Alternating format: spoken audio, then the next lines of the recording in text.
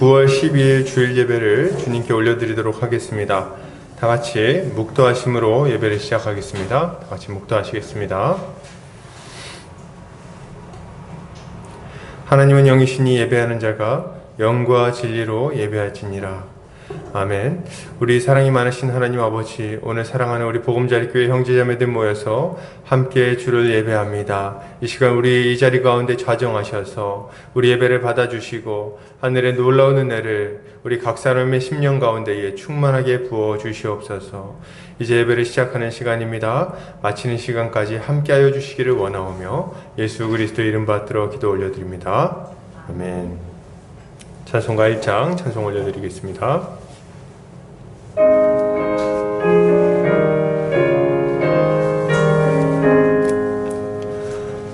만복의 근원 하나님, 온 백성 찬송 드리고 저 천사여 찬송하세. 찬송 성부 성자 성령 아멘.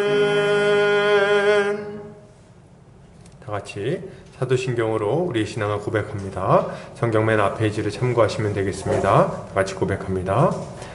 전능하사 천지를 만드신 하나님 아버지를 내가 믿사오며 그 외아들 우리 주 예수 그리스도를 믿사오니 이는 성령으로 잉태하사 동정녀 마리아에게 나시고 본디오 빌라도에게 고난을 받으사 십자가에 못 박혀 죽으시고 장사한 지 사흘 만에 죽은 자 가운데서 다시 살아나시며 하늘에 오르사 전능하신 하나님 우편에 앉아 계시다가 저리로서 산 자와 죽은 자를 심판하러 오시리라. 성령을 믿사오며 거룩한 공회와 성도가 서로 교통하는 것과 죄를 사하여 주시는 것과 몸이 다시 사는 것과 영원히 사는 것을 믿사옵나이다. 아멘. 다 같이 우리 주님이 가르쳐 주신 기도하겠습니다. 하늘에 계신 우리 아버지여, 이름이 거룩히 여김을 받으시오며 나라의 임하옵시며 뜻이 하늘에서 이룬 것 같이 땅에서도 이루어지이다. 오늘날 우리에게 일용할 양식을 주옵시고 우리가 우리에게 죄 지은 자를 사하여 준 것 같이 우리 죄를 사하여 주옵시고 우리를 시험에 들게 하지 마옵시고 다만 악에서 구하옵소서. 대개 나라와 권세와 영광이 아버지께 영원히 있사옵나이다. 아멘. 이 시간 우리 한 주간의 삶을 돌아보면서 주님께 회개하는 시간을 갖도록 하겠습니다.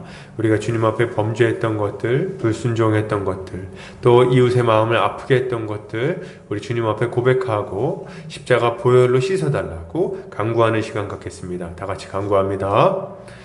사랑이 많으신 아버지 감사합니다. 오늘 사랑하는 우리 보금자리교회 형제자매들 함께 모여 주님을 예배합니다. 우리 한 주간의 삶을 돌아보며 이 예배 자리에 앉아 있습니다. 주님 마음에 순종하며 주님 마음에 흡족한 그런 한 주간의 삶을 살았으면 참 좋았겠지만 주님께 불순종한 모습들이 우리 삶에 순간순간 있었음을 고백합니다. 주님 여전히 옛사람의 모습으로 여전히 옛삶을 사랑하는 그런 모습으로 주님의 마음을 아프게 했던 것들이 시간 고백하오니 용서하여 주시옵소서. 험한 말로 이웃을 상처주고 험한 눈빛으로 이웃의 마음에 정말 주님 아픔을 주었던 것들이 시간 회개합니다. 주님 거짓을 자신도 모르게 주님 둘러대며 말했던 것들을 회개합니다. 주님 아버지 이웃의 마음을 아프게 하는 행동을 거리낌 없이 저질렀던 것도 회개합니다. 함부로 이웃의 잘못을 주님 드러내고 이웃을 비방하고 모함했던 것들 주님 있다면 주님 회개합니다. 우리 죄를 용서하여 주시옵소서. 우리 입술을 제어하게 하여 주시고 우리 행동을 제어하게 하시고 또 우리 눈빛과 우리 손과 발을 제어하여 주시옵소서. 주께서 우리와 함께 하여 주시기 원합니다. 예수 십자가 보혈의 능력이 우리를 모든 완악한 죄에서 깨끗이 씻어주시고 우리를 정결케 해주실 것을 믿습니다. 감사드리며 예수 그리스도 이름 받들어 기도 올려드립니다. 아멘. 이 시간 찬송가 315장 찬송 드리겠습니다. 찬송가 315장입니다.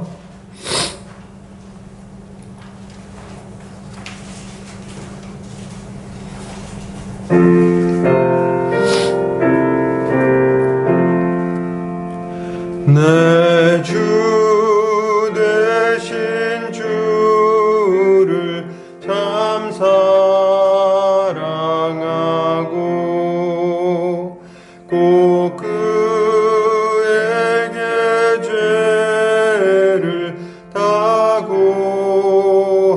사고합니다. 그 은혜를 주신 내 예수시니 이전보다 더욱 사랑합니다. 주 날 사랑하사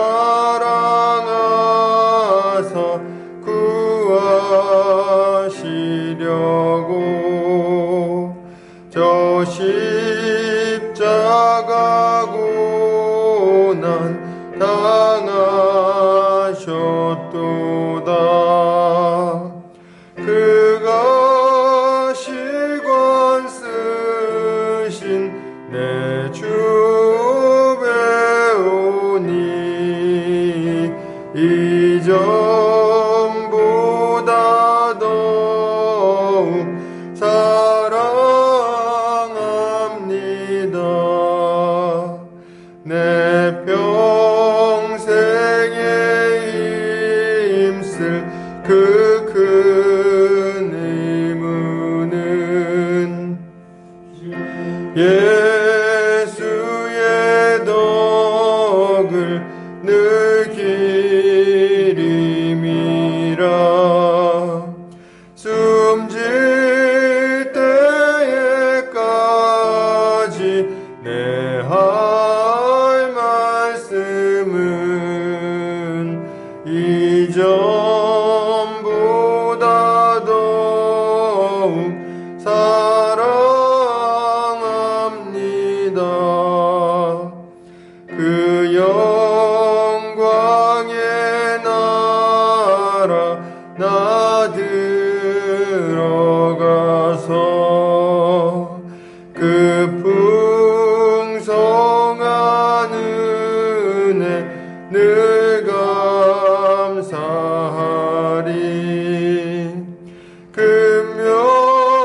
금면류관 쓰고 나 찬송할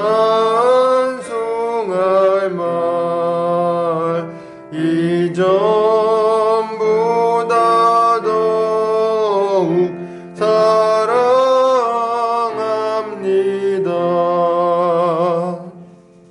아멘. 이 시간 우리 대표에서 김옥주 성도님 나오셔서 기도해 주시겠습니다.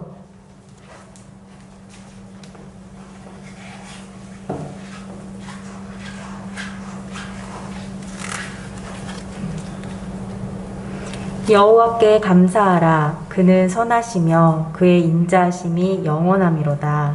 아멘. 계시하고 약속하신 바를 신실하게 지키시며 우리에게 예수 그리스도로 말미암아 구원의 길을 열어주신 좋으신 하나님께 영광과 찬송을 올려드립니다. 우리가 예수 그리스도의 복음을 알아 믿게 하시고 그분과 연합함으로 예수님의 승리와 하나님 나라의 모든 복을 함께 누릴 수 있게 해주시니 감사와 찬양을 올려드립니다. 우리가 예수 그리스도 안에서 하나님의 자녀라 칭함받으며 사망에서 놓여 자유케 되었으니 기쁨으로 노래하며 주의 이름을 부르나이다. 우리의 죄를 씻어 깨끗게 하신 주님, 한 주간 하나님 앞에서 지은 죄를 회개합니다. 주의 몸된 교회와 이웃들을 돌아보지 않고 우리의 생각과 입술을 지키지 못한 죄를 용서하여 주시옵소서. 우리 주께서 십자가에서 이루신 영원한 승리를 무기 삼고 성령의 능력에 의지하여 매일의 거룩한 싸움을 싸워 이기게 하여 주시옵소서. 하나님, 보금자리 교회를 이 지역 가운데 세워주셨사오니 이 지역에 목마른 영혼들이 나와서 우리 하나님을 함께 예배하게 하여 주시고 우리가 오직 예수 그리스도만을 머리 삼아 주의 말씀으로 든든히 서가고 사랑의 빚진 자들로 서로를 사랑하며 하나님께서 주신 은혜를 누리고 나누는 복된 교회 되게 하여 주시옵소서. 오늘 말씀을 전해주시는 안종호 목사님을 주의 강한 팔로 붙드시고 성령께서 역사하셔서 풍성하고 정확하게 말씀이 선포되게 하여 주시고 듣는 모든 성도들에게 깨닫는 마음과 부드러운 마음을 주셔서 우리 모두 말씀으로 온전케 되게 하여 주시옵소서. 선하시고 인자하신 하나님 아버지, 주께 예배드릴 수 있음에 감사드립니다. 이곳에 자정하여 주셔서 우리의 예배를 받아주시길 간절히 원합니다.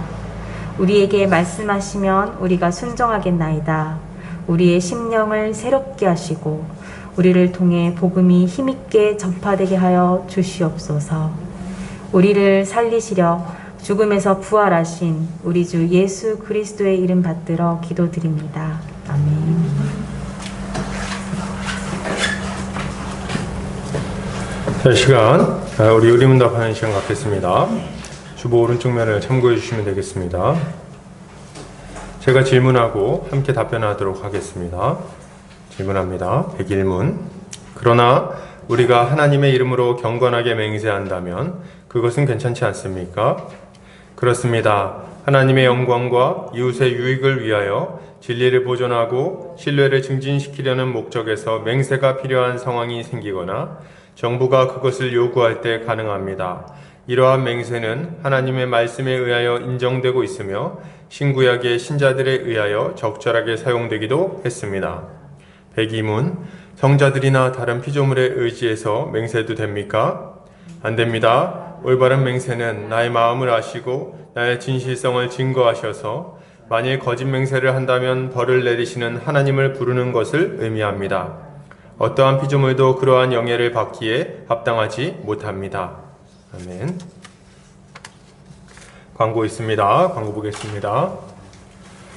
보금자리교회 오신 성도님들 환영합니다. 주님 안에서 함께 자라가기를 소망합니다. 코로나로 인해 인사는 목례로 대신하도록 하겠습니다. 속히 질병이 사라져서 예배가 정상화되는 것을 위해서 기도해 주시기를 부탁드립니다. 9월 26일부터, 그러니까 9월 마지막 주죠. 주일 오후 교육이 다시 시작됩니다. 온 교회가 튼튼한 교리 위에 세워질 수 있도록 기도해 주시면 감사하겠습니다. 첫 번째 교육은 이제 하나님 나라라는 주제로 교육이 진행되겠습니다. 말씀선교센터와 한책의 사람들, 말씀운동연합과 누룩운동, 장신 바이블스터디와 숙명예대 시카모임 가운데 많은 열매가 맺혀지도록 기도해 주시면 감사하겠습니다. 성경 보겠습니다. 누가복음 10장 25절에서 37절 말씀입니다. 누가복음 10장 25절에서 37절 말씀입니다.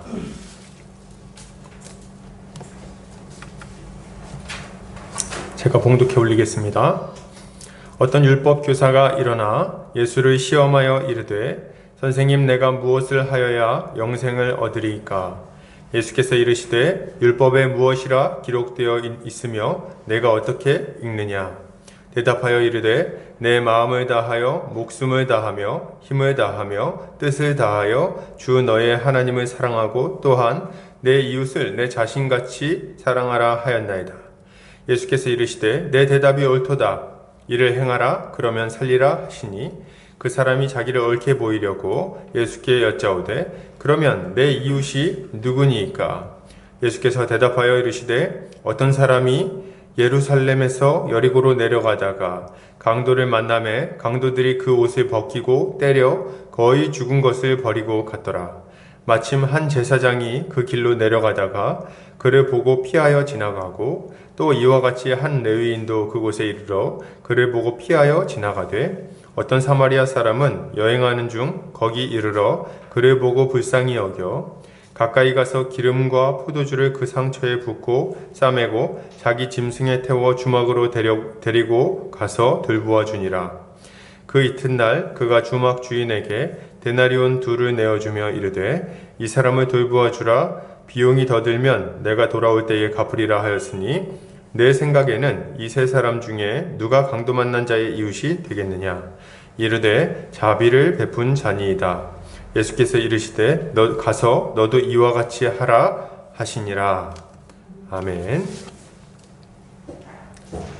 누가복음 10장 25절에서 37절까지 그러면 내 이웃이 누구입니까? 라는 제목으로 안정호 목사님 나오셔서 말씀 전해 주시겠습니다.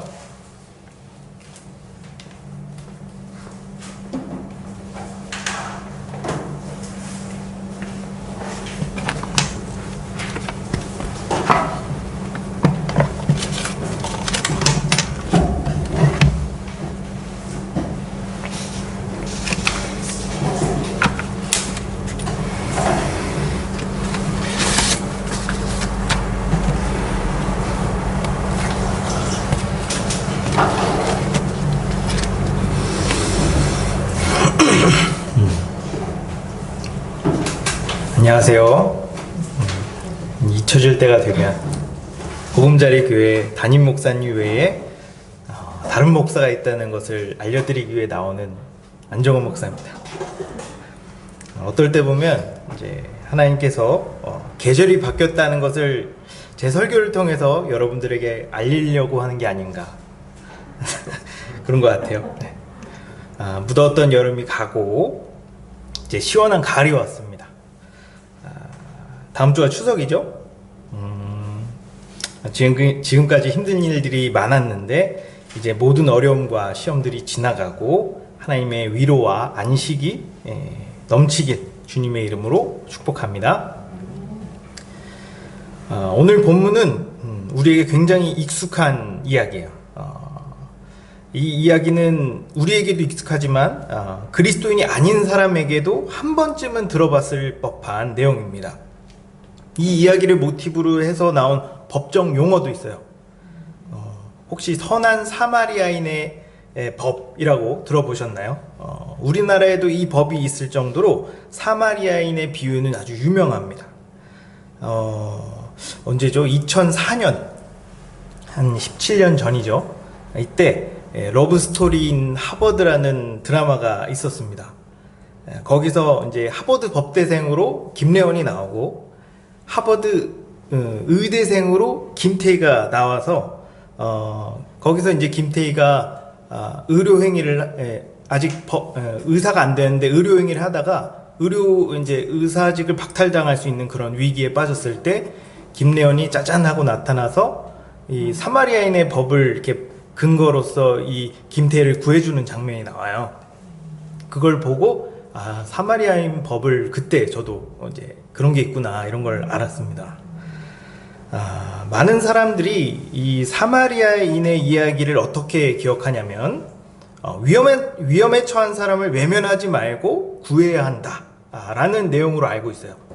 뭐 틀린 말도 아니지만 나름 우리가 하나님의 백성이고 또 말씀을 우리의 삶의 기준으로 붙들고 사는 사람인데 믿지 않는 사람들보다는 더 정확하고 더 풍성하게 알아야겠죠. 그래서 과연 이 본문이 말하는 게 무엇일까 알아보도록 하겠습니다.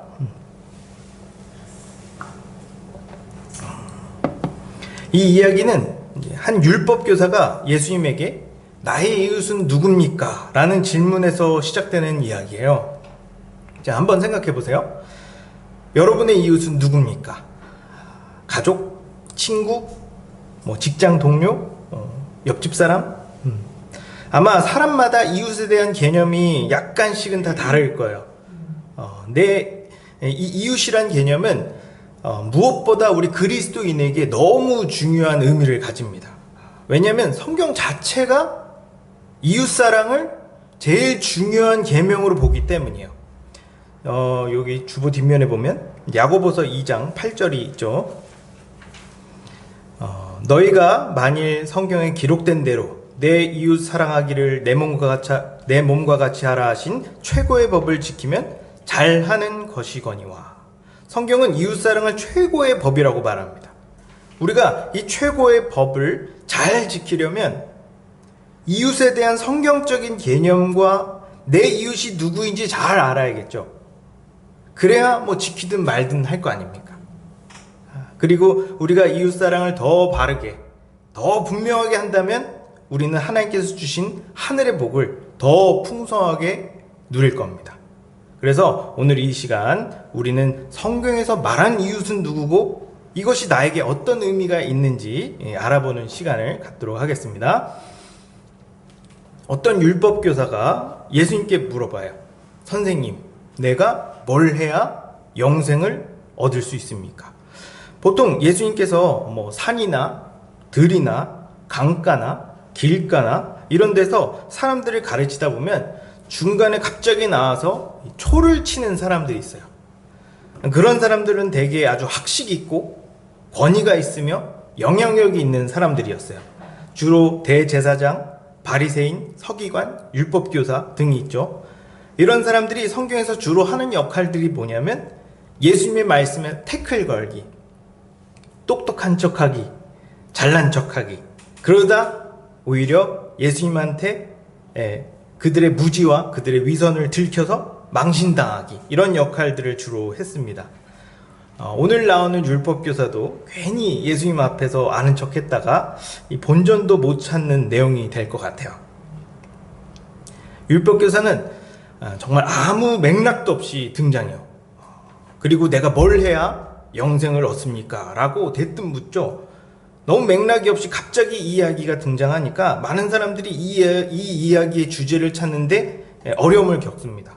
그러다 보니 일반적으로 이 이야기를 고난에 처한 사람들을 외면하지 말고 도와줘야 한다라는 내용으로 많이 생각해요. 하지만 이 이야기는 그런 의미보다 더 중요하고 더 깊은 의미를 담고 있습니다. 그 의미를 알려면 이 율법교사가 등장하기 전에 무슨 일이 있었는지 먼저 알아볼 필요가 있어요. 예수님은 제자들을 2명씩 짝을 지어서 주변 마을로 이렇게 전도를 보내세요. 근데 이 전도가 잘 됐나 봐요.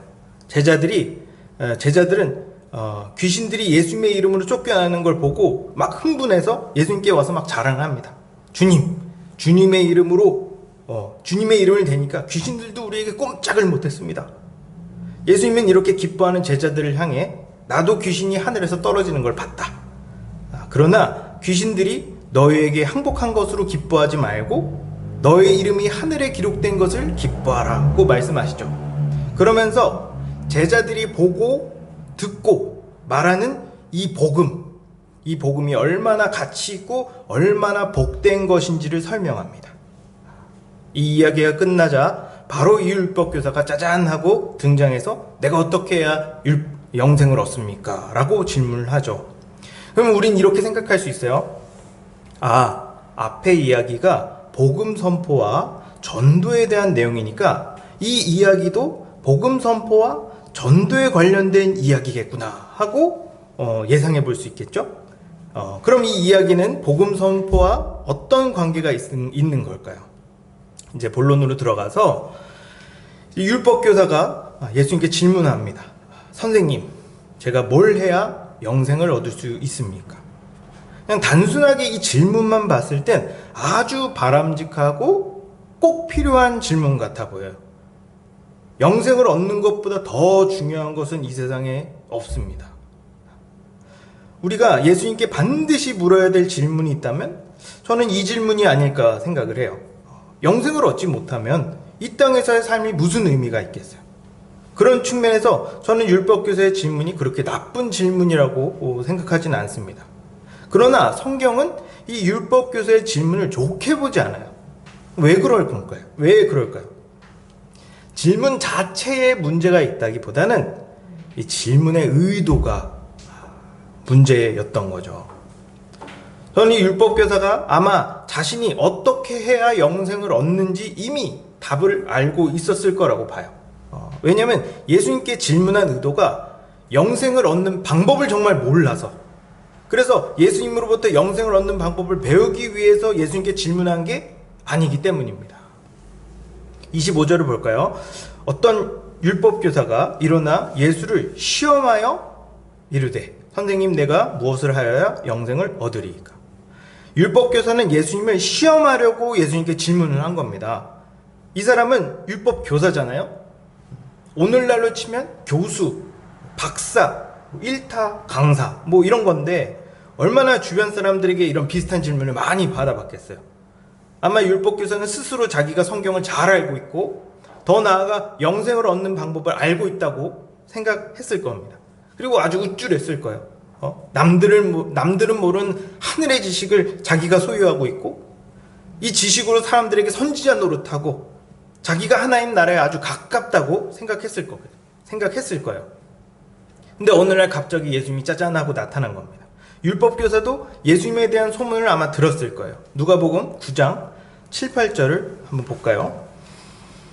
분봉왕 헤롯이 이 모든 일을 듣고 심히 당황하니, 이는 어떤 사람은 요한이 죽은 자 가운데서 살아났다고도 하며, 어떤 사람은 엘리야가 나타났다고도 하며, 어떤 사람은 옛 선지자 한 사람이 다시 살아났다고도 함이라. 예수님에 대해 어마어마한 소문이 들리니까 이 율법교사도 예수님에 대해서 궁금했을 거야. 그리고 예수님이 정말 소문대로 요한이나 엘리야 같은 선지자인지 확인하고 싶었을 거예요.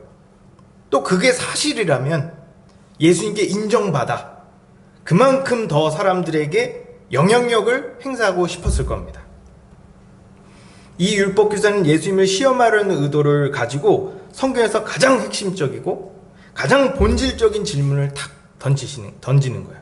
선생님, 내가 무엇을 해야 영생을 얻을 수 있습니까?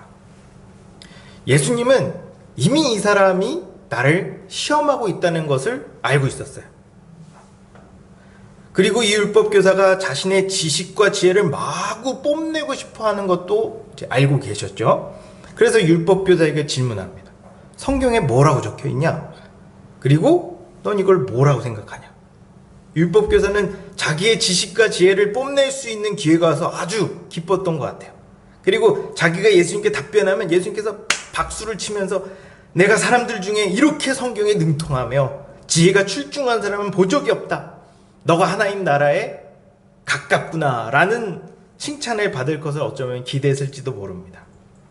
율법교사는 마치 어린아이가 선생님한테 칭찬받을 것을 기대하는 것처럼 내 마음을 다하며 목숨을 다하며 힘을 다하며 뜻을 다하여 주 너의 하나님을 사랑하고 또한 내 이웃을 내 자신과 같이 사랑하라고 말씀하셨습니다 라고 대답해요. 그 대답을 듣고 예수님이 이렇게 대답하죠. 네 말이 맞아. 그럼 그렇게 해봐. 그럼 영생을 얻을 거다. 율법교사는 그 말을 듣고 약간 실망했을 거예요.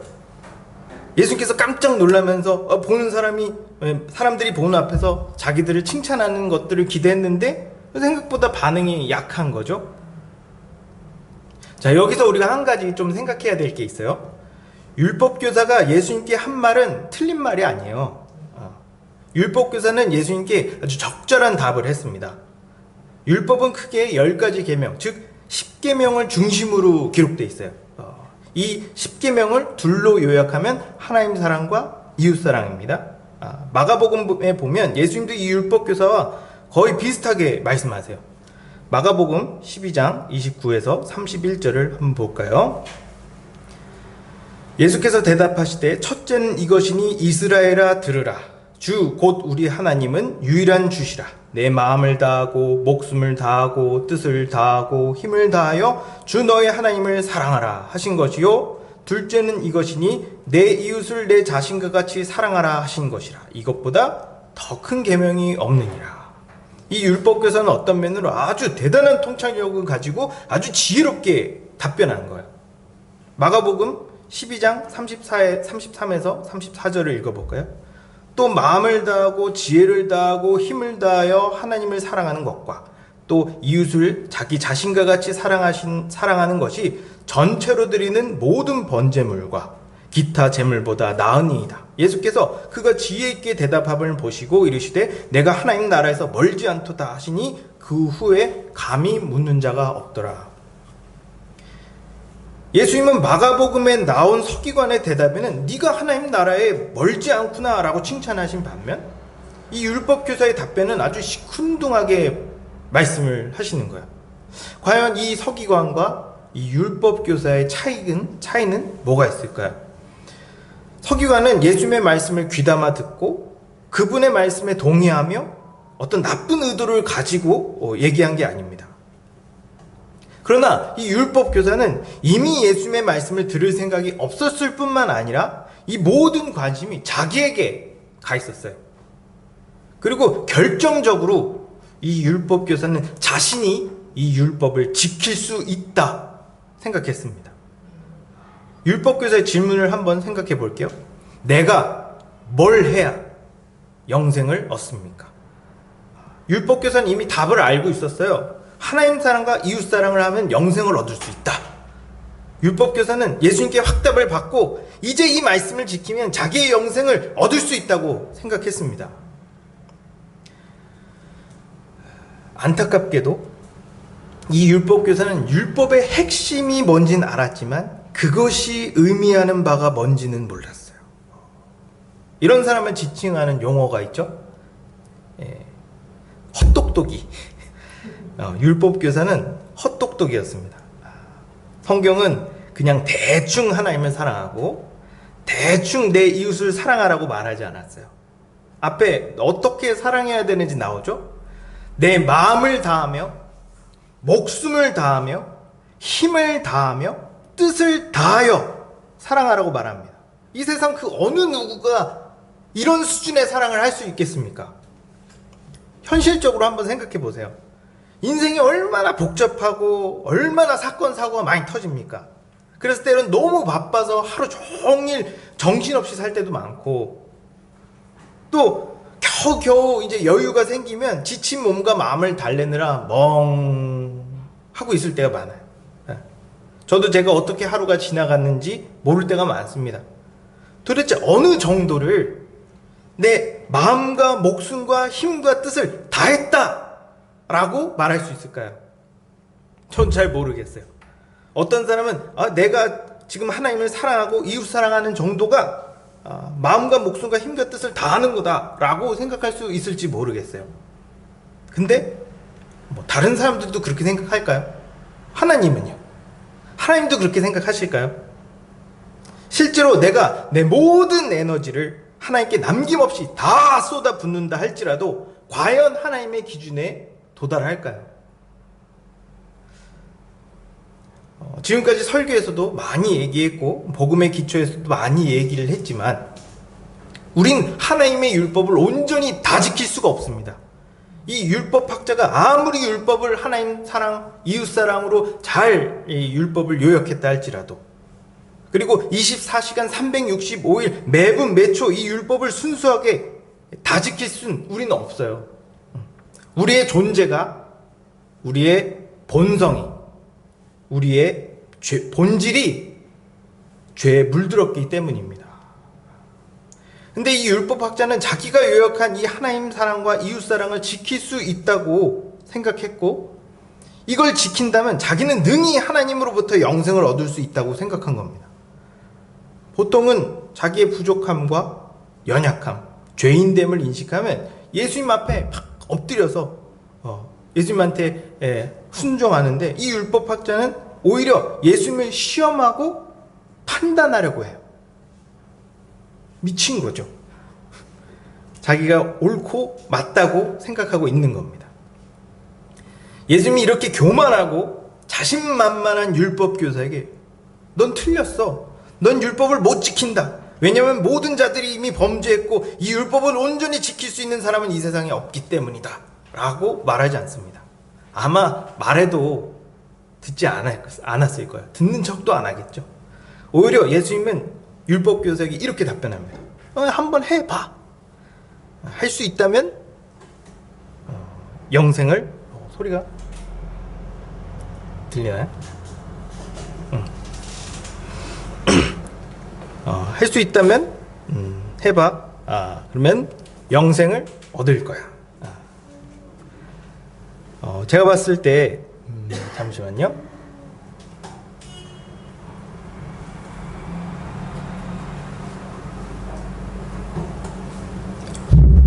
됐습니다. 이제 예수님은 율법 교사에게 이렇게 답변하시죠. 그래 한번 해봐. 할 수 있으면 영생을 얻을 거야. 제가 봤을 때 이 율법 교사는 눈치가 좀 없는 것 같아요. 예수님께서 해봐 이렇게 얘기를 하면 이게 눈치를 보고 제가 잘못했습니까? 라고 물어봐야 아마 분명할 거예요. 이 사람은 군대를 안 갔다 왔을 거예요. 그리고 이 율법 교사는 예수님께 한 가지를 더 물어봅니다. 그러면 누가 내 이웃입니까? 율법 교사는 자기가 이미 율법을 어겼다는 건 생각하지 않고 이제부터 율법을 잘 지켜서 영생을 얻어야겠다 생각한 겁니다. 그리고 자신이 이 영생을 얻기 위해 부족한 것이 무엇인가 곰곰이 생각해 봤어요. 자기가 봤을 때 아무리 봐도 자기가 이제 영적 지도자 수준에 있다 보니까 하나님에 대한 사랑은 꽤 있는 것 같아. 근데 이웃에 대한 사랑은 약간 부족하다고 느꼈을지도 모릅니다. 게다가 이웃이란 용어가 너무 모호한 거예요. 이웃의 기준은 뭐고 어디까지가 이웃인가?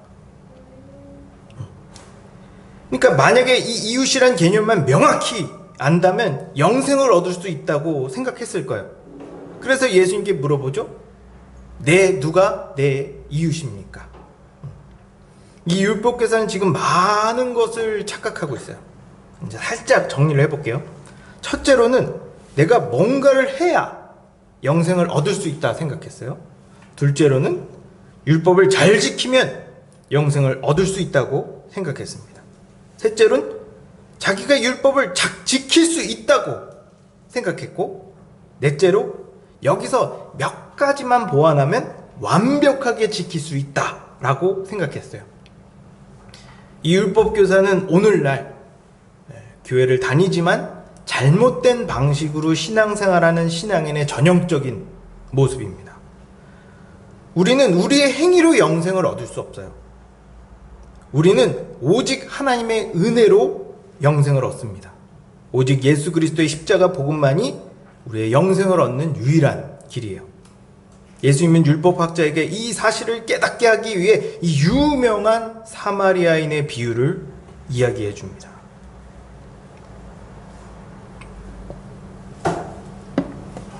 자, 누가복음 10장 30절을 볼까요? 예수께서 대답하여 이르시되 어떤 사람이 예루살렘에서 여리고로 내려가다가 강도를 만나매 강도들이 그 옷을 벗기고 때려 거의 죽은 것을 버리고 갔더라. 어떤 사람이 이제 예루살렘에서 여리고로 이렇게 내려가고 있었습니다. 아마 절기를 지키려고 내려가는 중이었나 봐요. 절기를 지키고 내려가는 중이었나 봐요. 나름 신앙이 있고 열심히 있는 사람 같습니다. 근데 강도를 만났대요. 이 강도가 아주 나쁜 강도였나 봅니다. 옷도 벗기고 죽을 정도로 때린 다음에 길가에 그냥 버렸어요. 이 지역은 일교차가 아주 크기 때문에 밤에 겉옷이 없으면 저체온증으로 죽기 쉬운 환경이었어요. 제가 군대에 있었을 때 이제 초여름이라 낮 기온이 더웠거든요. 그래서 더울 줄 알고 얇게 입고 밤에 보초를 섰다가 얼어 죽을 뻔한 적이 있습니다. 정말 춥더라고요. 저같이 건강한 사람도 겉옷 없이는 버티기 힘든데 이 사람은 죽을 정도로 두들겨 맞았기 때문에 그냥 두면 반드시 죽을 수밖에 없는 상황에 있었어요. 이 벌거벗기고 두들겨 맞아 길가에 버려진, 즉 반드시 죽을 수밖에 없는 상황에 처한 이 사람은 도대체 누굴까? 바로 율법교사입니다. 예수님께서 이 비유를 다른 사람도 아니고 율법교사에게 한 이유는 이 강도 만난 사람이 바로 율법교사의 영적 상태를 그대로 반영하고 있기 때문이에요. 너는 너 자신이 괜찮다고 생각하지? 좀만 더 잘하면 영생을 얻을 수 있다고 생각하지? 아니, 너는 지금 강도를 만나 벌거벗기고 죽을 정도로 두들겨 맞아 길가에 버려진 사람과 똑같은 상태에 있다.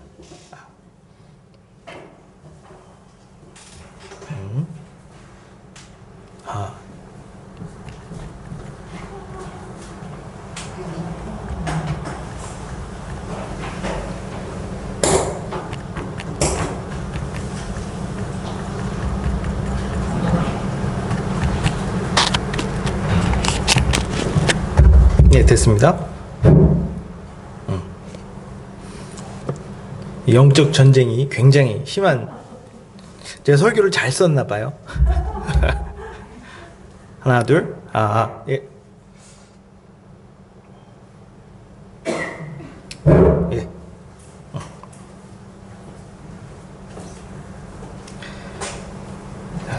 너는 너 자신이 괜찮다고 생각하지? 왜 이렇게 자꾸 이렇게 뭐가 문제일까요? 네, 됐습니다. 조금만 더 잘하면 영생을 얻을 수 있다고 생각하지? 아니, 너는 지금 강도를 만나 벌거벗기고 죽을 정도로 두들겨 맞아 길가에 버려진 사람과 똑같은 상태에 있다. 이런 경고를 이 율법교사에게 던지고 있는 겁니다. 이 사람은 지금 자력으로 자신을 구원할 수 없는 상태에 있어요. 손가락 하나도 까딱할 수 없는 상태에 있는 겁니다. 이게 바로 이 율법교사, 아니 예수님이 아닌 자기 자신을 믿는 사람들의 영적 상태라는 거예요. 이 사람에게 필요한 건 뭐가 있을까요? 이 사람에게 정말 필요한 건 뭘까요? 바로 자기를 발견해서 응급 조치를 하고 구조할 수 있는 사람이 필요합니다. 여기는 세 부류의 사람이 나와요. 첫째는 제사장, 둘째는 레위인, 셋째는 사마리아인이죠. 강도 만난 사람을 가장 먼저 발견한 사람은 제사장이었어요. 강도 만난 사람은 아직 숨이 붙어 있었고 의식은 있었지만 겉으로 봤을 때 거의 죽은 사람처럼 보일 정도로 만신창이었죠. 이 사람이 제사장을 만난 건 행운이었어요. 그 누구보다 가장 거룩하고 가장 선하며 가장 의로워야 되는 제사장을 만난 거예요. 이 사람이 내 이웃이 아니면 도대체 누가 내 이웃일까? 라고 생각할 정도로 이 제사장은 높은 위치에 있었습니다. 강도 만난 사람은 속으로 이제 살았다 라고 생각했을 거예요. 그러나 이 제사장의 생각은 달랐습니다. 제사장은 어떤 상황이라도 자기 자신을 거룩하게 겸비해야 된다는 생각이 그 누구보다 강했어요. 나는 천지를 만드신 여호와 하나님을 섬기는 거룩한 제사장이다 라고 생각했거든요. 이런 종교적 우월감에 젖어 이 제사장은 부정한 것은 보지도 만지지도 않았습니다. 제사장은 거룩한 의식을 행해야 했기 때문에 거룩한 의식을 행하기 위하여 예루살렘으로 올라가고 있었는데 길가에서 누군가 쓰러져 있는 것을 발견해요. 누구인지 알아보고 싶은데 옷이 벗겨져 있으니까 신분이 뭔지 알 수도 없고 피로 범벅이 되어 있어서 살았는지 죽었는지 분간이 안 됩니다. 이제 여기서 고민이 오는 거예요. 괜히 만졌다가 부정한 사람이거나 이미 죽은 사람이라면 율법에 의해 자기도 부정한 상태가 되는 거죠. 그러면 자기의 신성한 업무에 지장이 생겨요.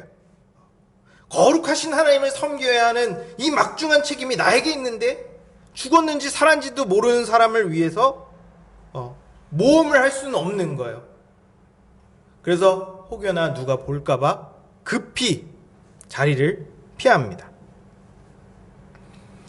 이 강도 만난 사람은 이제 아주 낙심을 했을 거예요. 다른 사람도 아니고 하나님의 제사장이 그 누구보다 율법을 잘 알고 잘 지키고 그 누구보다 하나님에 대해 열심인 이 사람이, 내가 이웃 중에 이웃이라고 생각했던 이 사람이 자신의 체면과 자신의 업무에 몰입한 나머지 정작 생명을 살리는 일에는 소홀했던 거죠. 죽었구나 이제 나는. 이렇게 절망했는데 또 한 사람이 오는 거예요. 레위인이요. 이 사람이라면 반드시 나를 살려주겠지. 이 당시 레위인은 고유 혈통입니다.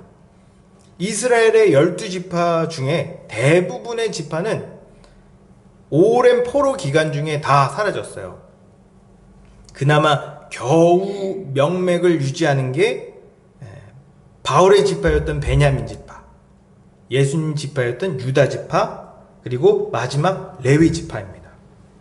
고유 혈통이란 건 태어나면서부터 얻는 거죠. 우리나라로 치면 성골, 진골 이런 겁니다.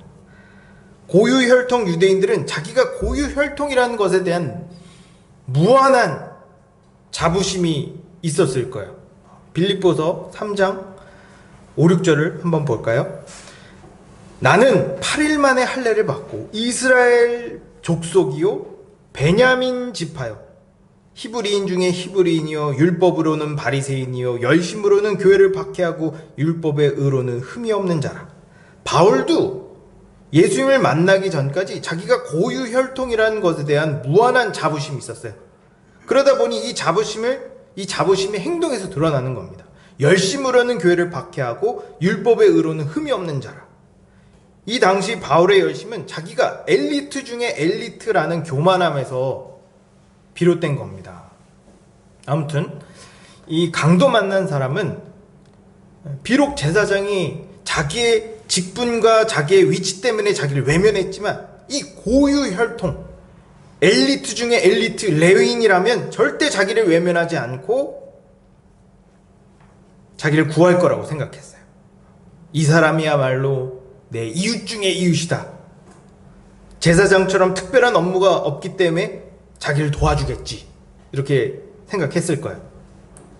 그러나 이 레위인도 이 제사장과 특별히 다르지 않았어요. 이 강도 만난 사람의 처지는 딱하지만 이 사람을 위해 내 시간, 내 돈, 그리고 내 몸이 부정해지는 것을 감수할 마음이 없었어요.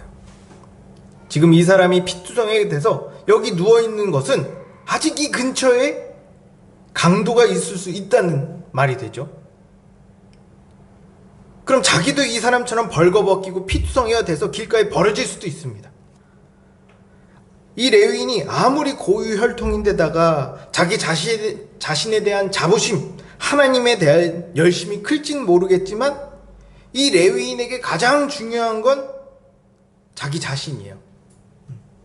나 같은 엘리트가 유대인인지 이방인인지 순수 유대인인지 혼혈 유대인인지 살았는지 죽었는지도 모르는 사람을 구하다가 강도를 만나 개죽음을 당할 수는 없는 거예요.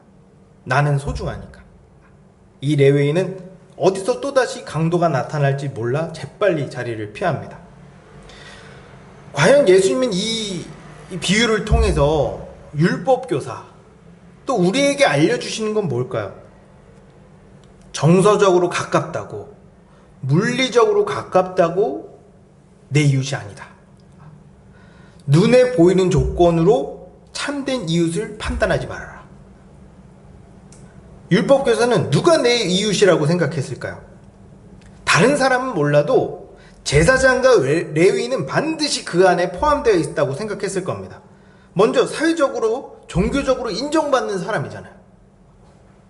이 사람들은 어떤 면에서 가장 모범이 되고 모본이 되는 사람들이에요. 오늘날로 치면 목사, 전도사, 장로, 집사, 더 나아가 3대째 기독교 집안 이런 겁니다. 우리는 누구를 볼 때 이런 타이틀로 사람을 판단해요. 그렇죠. 이런 타이틀이 어떤 직분이 이런 수식어가 나를 드러내는 여러 수단 중에 하나거든요. 하지만 예수님은 이런 타이틀로 이런 수식어로 이런 수식어가 우리 이웃을 결정하는 게 아니라고 말합니다. 이 율법교사는 제사장과 레위인을 정서적으로 물리적으로 가깝다고 생각했을 거예요. 서로 지식 수준도 비슷하고 살아온 환경도 비슷하고 하는 일도 비슷하잖아요. 자기가 율법교사니까 직업적으로 제사장과 레위인을 가장 자주 만났을 거예요. 그러니까 제사장 레위인을 내 이웃이라고, 나의 이웃이라고 생각했던 거죠. 우리도 비슷합니다. 우린 누구를 내 이웃이라고 생각할까요? 가장 친한 사람, 가장 나랑 가치관이 비슷하고 생활 환경이 비슷한 사람 아닙니까? 어떤 동질감과 유대감을 느낄 수 있는 사람 아니에요? 또 나랑 가까이 있는 사람을 이웃이라고 생각하잖아요. 가족, 친구, 직장 동료, 이웃 주민 등을 우린 아주 상식적으로 내 이웃이라고 생각합니다. 그러나 예수님은 이웃을 우리가 이렇게 상식적으로 생각하는 관점이 아니라 본질적인 관점으로 이웃을 바라봅니다. 더 근본적인 것을 말하려고 하는 거예요. 성경이 말하는 참된 이웃은 어떤 타이틀, 어떤 조건, 이해관계, 동질감, 유대감, 물리적인 거리 이런 걸로 결정되는 게 아닙니다. 예수님은 우리가 더 본질적이고 더 심층적으로 참된 이웃이 뭔지 알길 원하셨어요. 그럼 예수님께서 말씀하신 참된 이웃은 누구일까요? 강도 만난 사람은 철저하게 이웃이라고 믿었던 제사장 레위인에게 외면당했습니다. 자력으로는 자신을 구원할 수 없는 상황인데 더 나아가 아무도 자기를 구해주지 않으니 이제 죽는 것 말고는 없어요. 마치 이 사람은 예수님이 이 땅에 오시기 전에 이스라엘의 영적 상태, 또 더 나아가 모든 사람의 영적 상태를 대변하고 있는 것 같습니다. 이제 이 사람은 거의 의식이 지금 가물가물해지고 있어요. 근데 어디선가 인기척이 이렇게 들리는 겁니다. 온 힘을 다해 고개를 이렇게 딱 돌려봤는데 굉장히 누추한 사람이 있는 거야. 딱 봐도 볼품없는 사람이 나타난 겁니다. 사마리아인이었어요. 이 사람은 낙심합니다. 사마리아인이 자기를 구해줄 리가 없기 때문이었죠.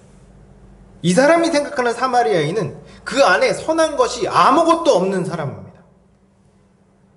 제사장처럼 어떤 위치에 있는 것도 아니고 레위인처럼 순수혈통 또 엘리트 집안도 아니고 자기처럼 어떤 지혜나 지식을 갖추지 않은 천민 중에 천민이었거든요. 그래서 자기는 한 번도 사마리아인을 가까이 한 적도 말을 섞은 적도 없었고 마주칠 뻔하면 더러워서 피했습니다. 마치 이 제사장과 레위인이 자기에게 한 것처럼요. 이런 사마리아인이 자기를 살려준다? 가능성 없는 얘기죠. 나사렛에서 선한 것이 날 수 없는 것처럼 사마리아인에게도 선한 것이 날 수 없어요. 너무 절망한 나머지 이 사람은 거기서 정신을 잃습니다. 정신을 차렸을 때 이 사람은 여관에 누워 있었어요. 피투성이가 되어 있던 몸은 깨끗하게 씻겨졌고 상처는 붕대로 잘 감겨져 있습니다. 분명히 벌거벗고 있었는데 지금은 옷을 입고 있어요. 아, 내가 죽지 않고 살았구나. 근데 내가 어떻게 죽지 않고 살았지? 누가 날 살렸지? 때마침 여관 주인이 이 사람을 돌보려고 딱 들어오는 거죠. 깨어났군요. 뭐가 어떻게 된 겁니까? 누가 날 여기로 옮겼나요? 아, 말도 마세요. 피투성이가 돼서 다 죽게 생긴 걸 어떤 사마리아인이 당신을 업고 여기로 데리고 왔습니다. 그리고 얼마나 정성스럽게 간호하던지 물로 씻기고 붕대로 감고 옷도 입히고 나는 처음엔 가족인 줄 알았어요. 근데 저보고 자기는 가봐야 되니까 이 사람을 잘 좀 돌봐달라고 여기 2데나리온이 있는데 이걸로 해결하라고 만약 비용이 더 들면 내가 돌아오는 길에 다 갚겠다 말하고 떠났어요. 예수님이 이 율법교사에게 질문합니다. 누가복음 10장 36절을 한번 볼까요? 네 생각에는 이 세 사람 중에 누가 강도 만난 자의 이웃이 되겠냐? 너무 뻔한 질문이죠. 율법교사는 자비를 베푼 자입니다. 라고 말합니다. 아무리 제사장과 레위인이 내 이웃이라고 생각해도 이 상황에서는 제사장과 레위인이 내 이웃이 될 수 없어요. 반대로 아무리 사마리아인이 비천하고 누추한 신분이라도 이 상황에서는 내 이웃인 겁니다. 생명의 은인이거든요. 우린 이 비유를 통해서 성경이 말하는 참된 이웃의 조건이 뭔지 알 수 있습니다. 바로 나의 생명을 살리는 것, 나를 살리기 위해 자신을 희생하는 것, 이것이 참된 이웃의 조건입니다. 참된 이웃은 나의 생명을 살려주는 사람, 나의 생명을 살리기 위해 자신을 희생하는 사람입니다. 이 율법교사는 자기 스스로 율법을 잘 지키면 영생을 얻을 수 있다고 생각했습니다. 그건 경기도 오산이었죠. 착각입니다. 어떤 사람도 자기 스스로를 구원할 수 없어요.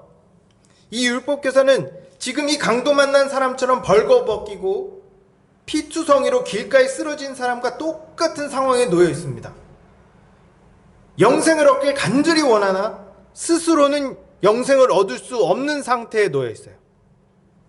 이 사람에게 필요한 건 이 사람을 불쌍히 여겨 이 사람의 상처를 씻기고 옷을 입히며 안전한 곳으로 옮겨줄 수 있는 사람이에요. 그 사람의 외모나 나이나 성별이나 혈통이나 고향이나 학벌이나 신분은 중요하지 않아요. 그 사람이 나와 친하냐, 나랑 가까이 있냐도 중요하지 않습니다. 내가 지금 죽게 생겼는데 그게 무슨 상관이에요? 그런 조건들이 나의 생명을 살리는데 무슨 의미가 있어요? 정말 중요한 건 생명을 살리는 겁니다. 이것이 성경이 말하는 참된 이웃의 조건이에요. 율법교사가 맨 처음에 질문한 게 있죠. 선생님, 내가 뭘 해야 영생을 얻을 수 있습니까? 이 비유 안에 그 질문에 대한 답이 있습니다. 우리의 영생은 내 힘으로 얻을 수 있는 게 아니에요.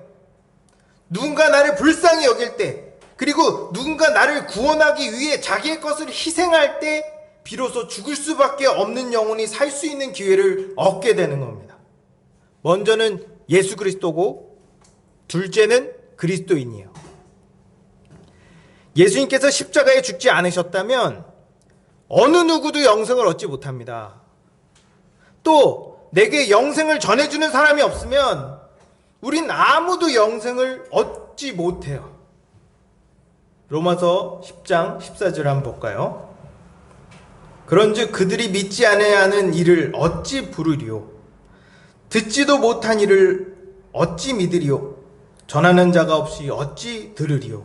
네, 누군가가 나에게 복음을 전하지 않으면 내가 어떻게 복음을 믿습니까? 내가 예수 그리스도를 들어본 적이 없는데 어떻게 예수님을 믿겠어요?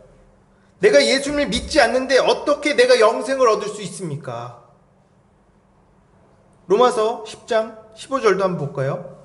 보내심을 받지 아니하였으면 어찌 전파하리요? 기록된 바 아름답도다. 좋은 소식을 전하는 자들의 발이요 함과 같으니라. 하나님께서 나에게 누군가를 보내지 않았으면 우린 아직도 길가에 죽어가고 있었을 겁니다. 나의 이웃은 하나님께서 나를 위해 보내주신 사람이에요. 즉 나를 살리기 위해 나에게 시간과 물질과 정성을 쏟는 사람들입니다. 그런 사람들이 누구예요? 교회입니다.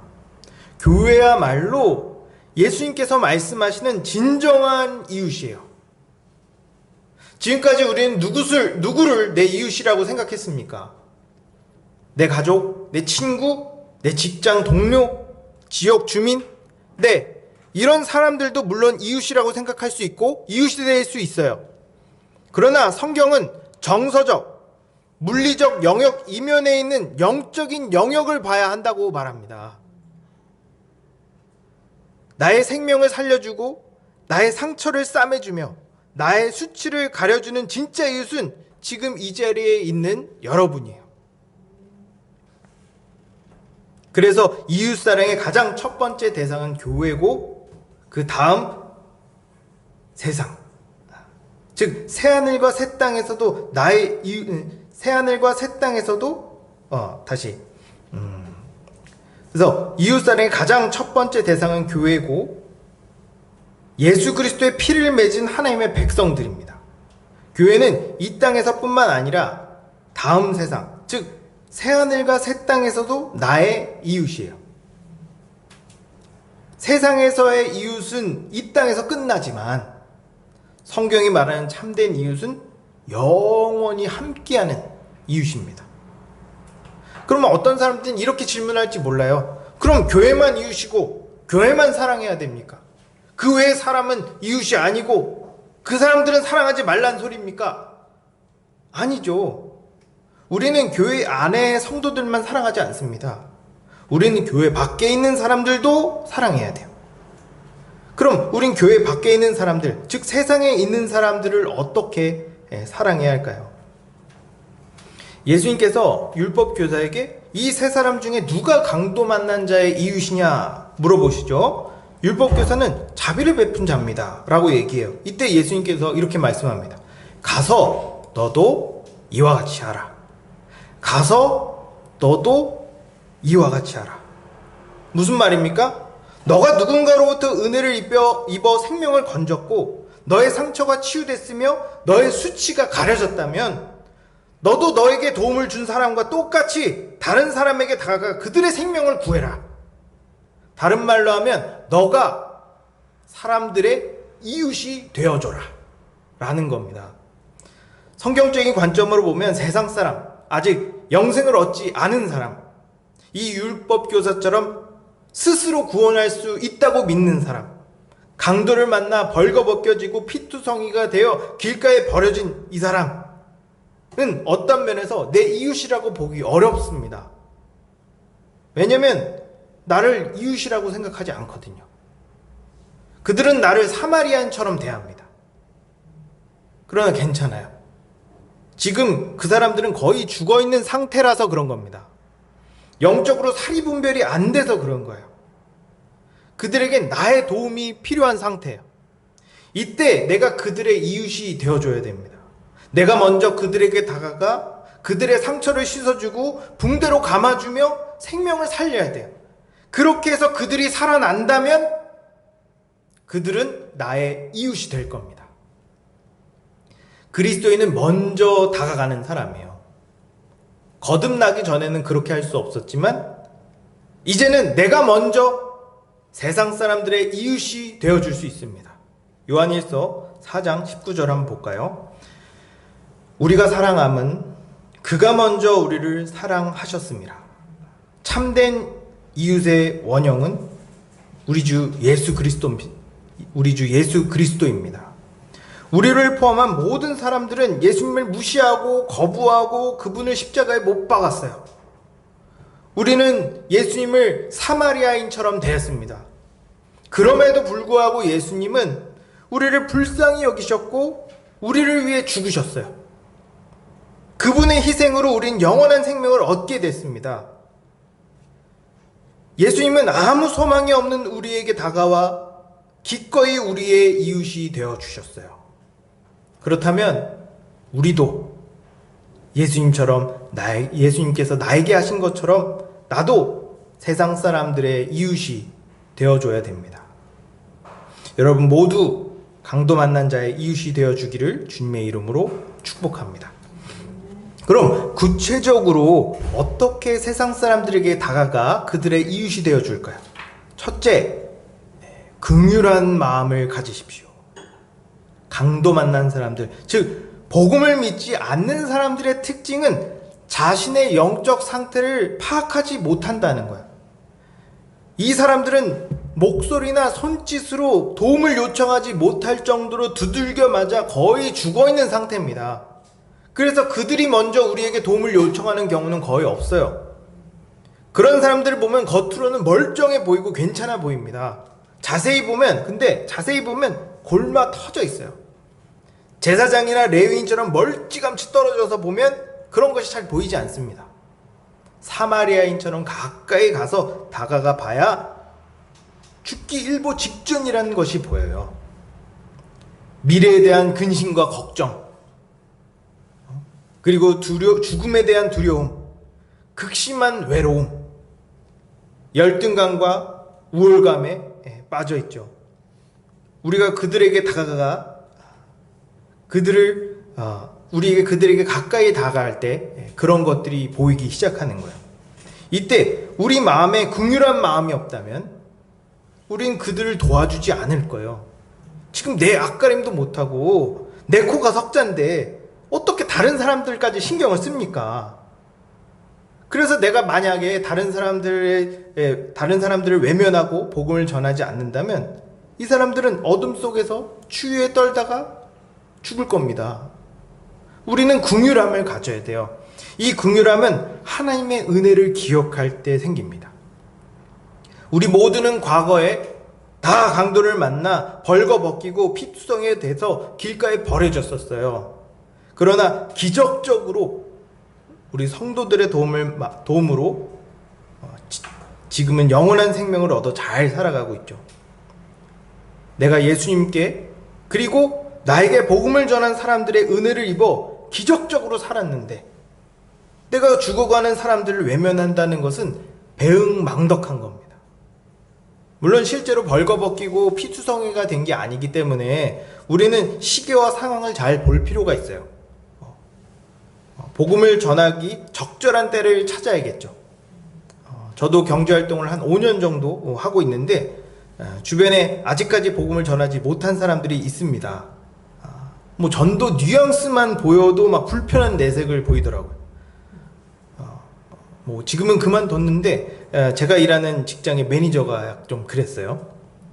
함께 일한 지 한 5년 정도 됐는데 이제 옆에서 언젠가 복음을 전하고 말 테다. 이렇게 상황을 계속 지켜봤는데 기회가 잘 안 생기더라고요. 그러다가 매니저가 지난달에 그만뒀어요. 이때가 되면 다시 볼 날이 없을 것 같아서 그만두는 날 은근슬쩍 운을 띄워봤죠. 누구누구 씨, 일 그만두면 한가할 텐데 이럴 때 한번 교회 한번 나가봐요. 이제 이게 그런 상황에서 할 수 있는, 그 친구에게 할 수 있는 최선의 말이었어요. 그러니 이 친구가 이렇게 말하더라고요. 교회요? 전 지옥 갈 겁니다. 그리고 나서 저는 아무 말 안 했어요. 제가 하고 싶은 말은 이겁니다. 저는 이 친구가 제 말을 듣지 않을 거라고 어느 정도 예상은 했었어요. 그럼에도 불구하고 제가 이 친구에게 이런 얘기를 한 거는 이 친구가 너무 안타깝고 불쌍했기 때문이에요. 강도 만난 사람이 죽느냐 사느냐는 사마리아인이 어떻게 할 수 있는 게 아닙니다. 이미 그 사람의 상태가 너무 위독했기 때문에 어쩔 수 없어요. 제사장과 레위인도 아마 그 사람의 상태가 너무 안 좋았기 때문에 아마 피한 걸지도 모릅니다. 사마리아인은 그럼에도 불구하고 그 사람을 불쌍히 여겼어요. 그렇기 때문에 그 사람을 살릴 수 있었던 겁니다. 복음을 전한다고 다 복음을 믿고 생명을 얻는 게 아니에요. 제 경험상 거부하고 거절하는 경우가 더 많았습니다.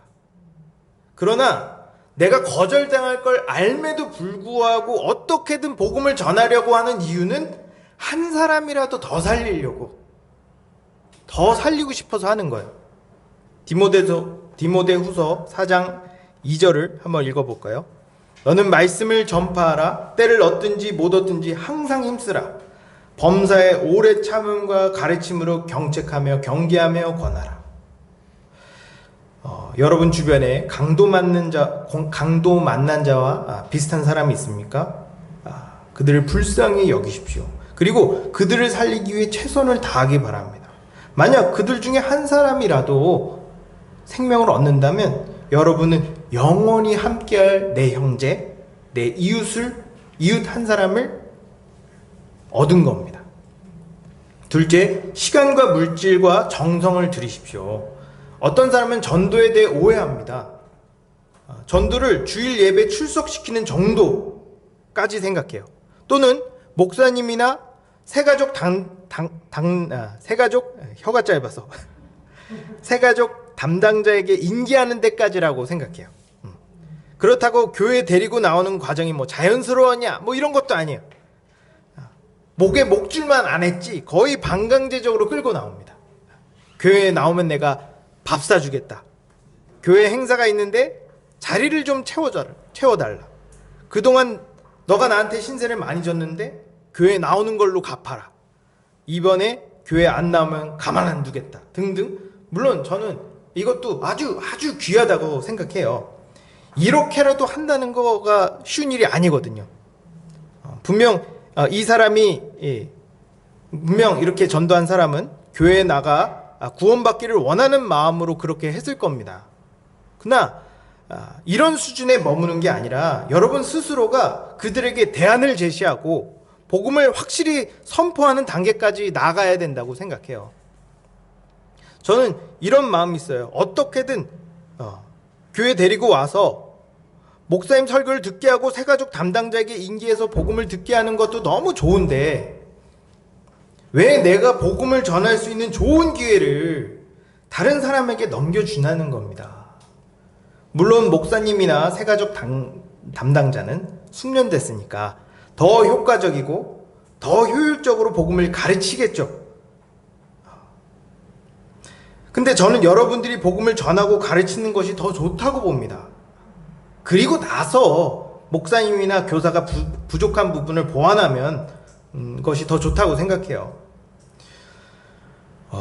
혹시 내가 전도한 사람이 나에게 복음을 듣고 생명이 살아나는 것을 본 적 있습니까? 삶의 소망을 잃어 나라고 떨어지는 사람이 복음을 듣고 다시 소망을 얻어 기쁨을 찾는 과정을 옆에서 지켜본 적이 있어요? 저는 이것처럼 내 삶이 보람되고 기쁜 것이, 가치 있는 것이 없다고 생각합니다. 전 이렇게 말하고 싶어요. 이 좋은 걸 왜 안 합니까? 아니, 왜 그런지 이해해요. 복음을 선포하고 가르치는 것이 서툴고 어색하겠죠. 나보다 숙련된 사람이 하면 더 잘할 거라고 생각이 들 거예요. 하지만 복음을 유창하게 하고 능숙하게 전한다고 믿음이 생기는 게 아닙니다. 어느라고 어색하게 전해도 믿음이 생겨요. 중요한 건 내게 맡겨주신 생명을 귀하게 여기는 겁니다. 사마리아인도 이 강도 만난 사람을 살리기 위해 자신의 시간과 물질과 정성을 들였어요. 그냥 여관에 툭 던져놓고 다른 사람에게 맡길 수 있었겠죠. 뭐 그래도 됩니다. 그러나 할 수 있는 대로, 할 수 있는 만큼 최선을 다했어요. 이 모든 과정을 우리 주님께서 다 옆에서 지켜보고 계십니다. 그리고 나중에 이렇게 말하겠죠. 너가 줄일 때에 먹을 것을 줬고, 내가 목마를 때에 너는 마시게 하였고, 나그네 되었을 때 영접하였고, 헐벗었을 때 옷을 입혔고, 병들었을 때 돌보았고, 옥에 갇혔을 때 와서 보았느니라. 저는 종종 마지막 날 예수님께 이런 칭찬을 듣는 것을 상상해요. 상상만 해도 행복하더라고요. 이것이 제가 선행을 하는 동기입니다. 우리 주님은 내가 한 영혼을 살리기 위해 무엇을 했는지 다 아십니다. 요즘 사람들이 투자 좋아하는데 전 이런 것에 투자해야 된다고 생각해요. 여러분도 할 수 있는 대로, 할 수 있는 만큼 복음을 전해서 예수님께 칭찬을 많이 듣기를 주님의 이름으로 축복합니다. 마지막 세 번째, 책임감을 가지십시오. 우리는 사탄 마귀에게 벌거벗기고 피투성이가 된 사람들을 불쌍히 여겨야 돼요. 그래서 때를 얻든 못 얻든 생명을 살려야 하죠. 그 과정 가운데 우리는 내가 할 수 있는 대로, 할 수 있는 만큼 내 시간과 물질과 정성을 쏟아야 됩니다. 근데 동시에 또 우리는 일상을 또 살아가야 돼요. 24시간 365일 강도 만난 사람 옆에서 딱 붙어 있을 수 없습니다. 그래서 어느 정도 되면 교회에게 이 사람의 생명을 맡겨야 돼요. 교회가 이 사람을 믿음 안에서 바르고 건강하게 자랄 수 있도록 도울 겁니다. 그러나 우린 때때로 내가 전도한 사람이 지금 믿음 안에서 잘 자라고 있는지 돌봐야 돼요. 어떤 사람은 내가 전도해서 교회에 데려왔고 목사님한테 넘겼으니 이제 전도 끝! 이렇게 생각합니다. 근데 참된 전도는 그 사람이 교회 안에서 어느 정도 자리를 잡고 성숙해질 때까지 돌보는 거예요. 물론 목사님과 다른 성도들도 돌보겠지만 아무래도 전도한 사람이 돌보는 것이 더 좋겠죠. 저도 아는 동생을 데리고 교회에 데리고 왔다가 교회에 맡긴 적이 있습니다.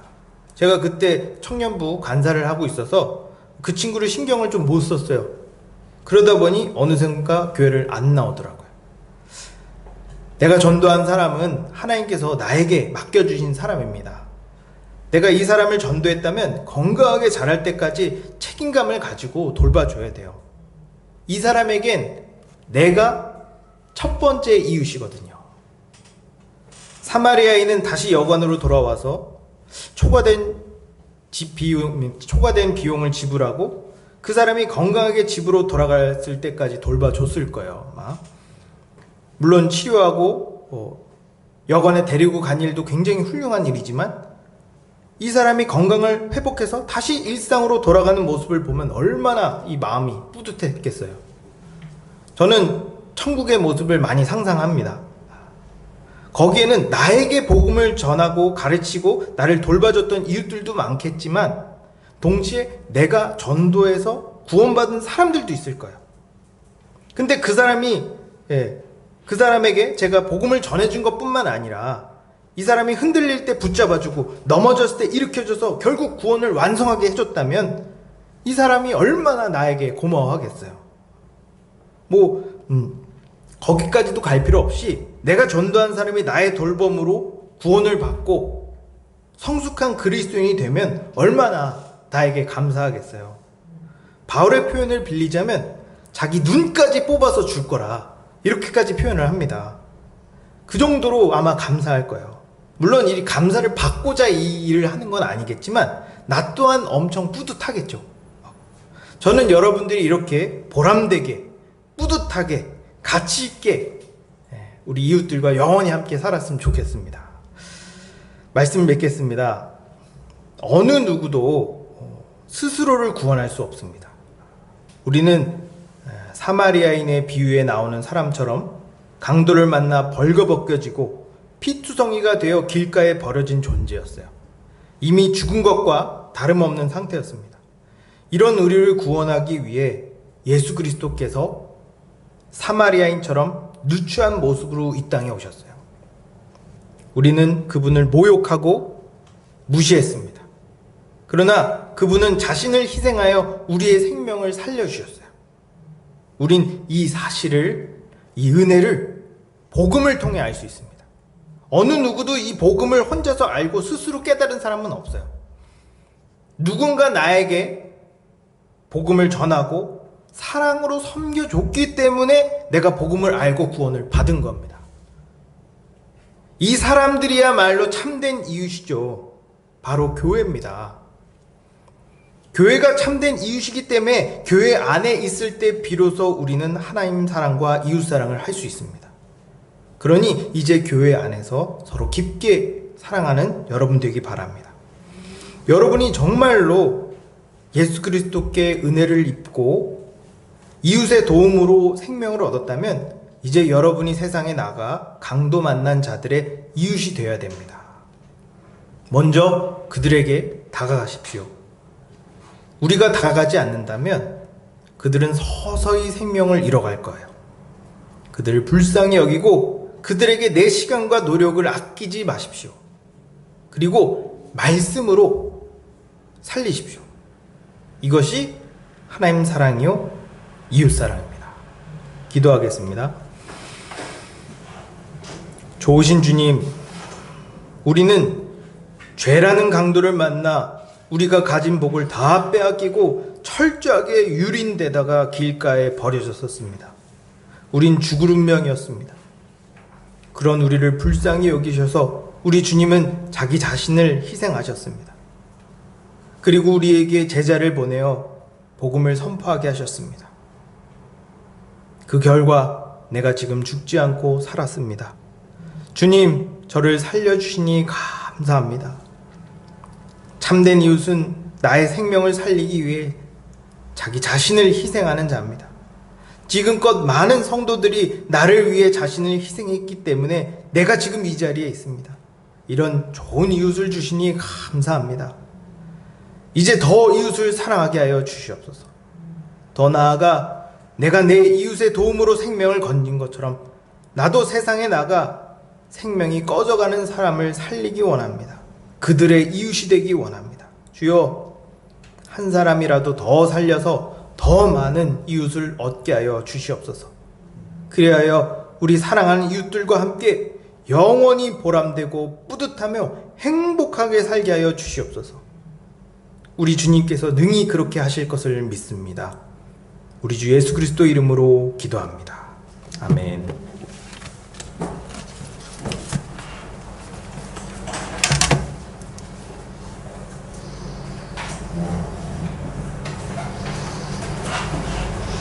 말씀 전해주셔서 감사합니다. 시간 우리 찬송가 50장 1절 찬송하면서 헌금하는 시간 갖겠습니다. 찬송가 50장 1절입니다.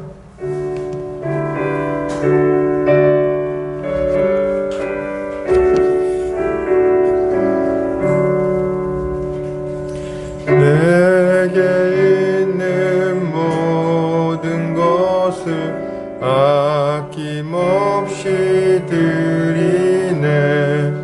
사랑하고 의지하며 주만 따라 살리라. 주께 드리네, 주께 드리네. 사랑하는 주님 앞에 모든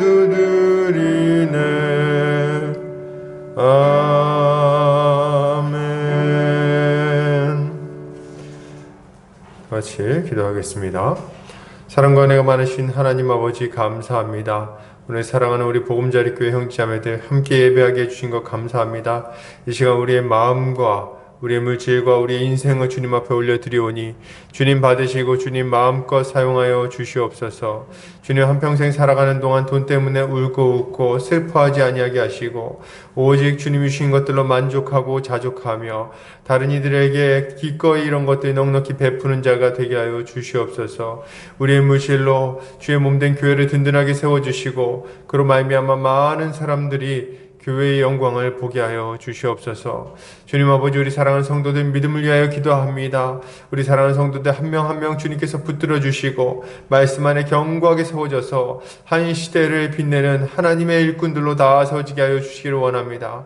어려운 시절입니다. 이 어려운 시절에 믿음 떨어지지 아니하도록 주께서 특별한 은혜를 순간순간 베풀어 주시고 그로 말미암아 이 어려운 시기를 잘 이겨낼 수 있게 하여 주시옵소서. 주님 아버지, 그 가정마다 몸이 연약한 자들, 또한 아버지 예수를 아직 믿지 않은 자들이 있사온데 먼저 몸이 연약한 자들 주께서 건강케 하여 주시고 또 아버지 아직 예수를 믿지 않은 자들은 예수를 믿고 더욱더 주를 위해 쓰임받는 자들 다 되게 하여 주시옵소서. 주님 아버지, 우리 사랑하는 성도들 그 각자의 기도의 제목들이 있습니다. 여러 가지 기도의 제목들 가운데 주께서 선하게 응답하여 주시고 주님 모든 주님 그들의 간구 가운데 주께서 정말 살아계시고 응답하심을 보게 하여 주시옵소서. 아직 어린 영혼들 주님께서 불쌍히 여겨주시고 어려서부터 하나님의 말씀으로 건강하게 양육받아서 다음 세대를 빛내는 하나님의 좋은 일꾼들로 자라나게 하여 주시옵소서. 주께서 함께하여 주시기를 원합니다. 이제는 예수 그리스도의 은혜와 하나님 아버지의 극진하신 사랑하심과 성령의 감화감동 교통인도 충만하신 은혜가 이제 예수 그리스도 선한 사마리아인 되신 예수 그리스도를 믿음으로 말미암아 우리 주님의 뒤를 따라 정말 이웃들의 이웃이 되어주는 내 이웃들을 돕는 자가 되기를 원하는 모든 형제자매들 머리 위에 이 보금자리 교회 위에 이제로부터 영원까지 함께 있을지어다. 아멘.